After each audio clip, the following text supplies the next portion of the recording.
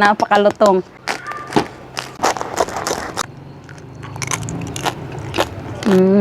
Ito po yung ating almost 5 kilograms na belly. Lilitsunin po natin. Hiniwa-hiwa ko na po siya at nilagyan ng asin at paminta para manuot yung lasa. Ngayon ay lalagyan na po natin ng palaman. Meron po tayong bawang.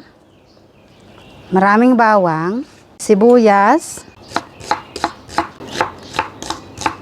Hiwain lang po natin ng ganyan. Diba?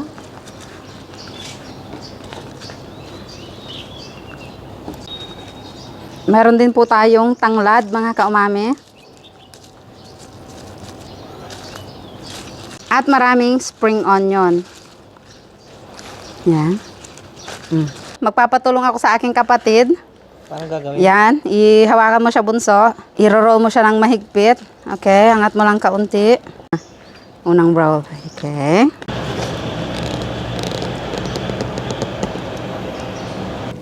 Galit ka.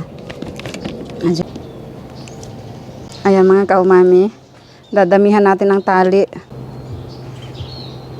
Bago po natin ilagay sa oven, papahiran ko lang po ng toyo para gumanda ang kulay.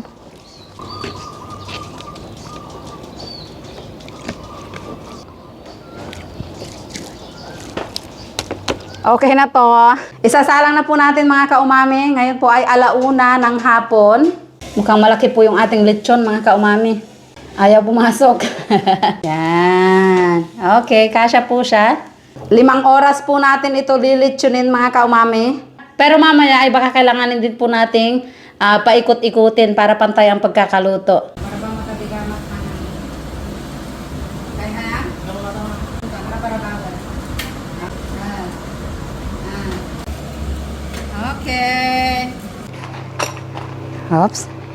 Ito na po yung ating lechon belly, mga kaumami. Pagkatapos po ng 4 hours mahigit, luto na ang ating lechon at napakalutong. Slice na po natin. Wow.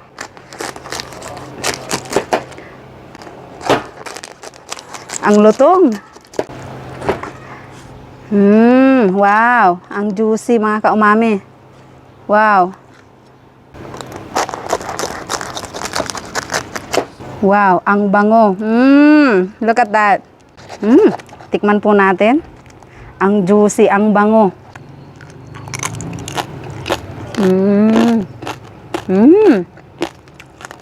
Ang sarap. Balat-balat, ang sarap na.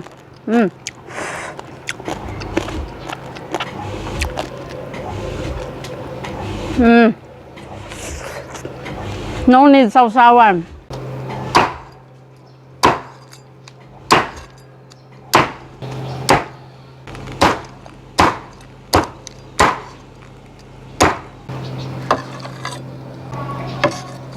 Okay, man.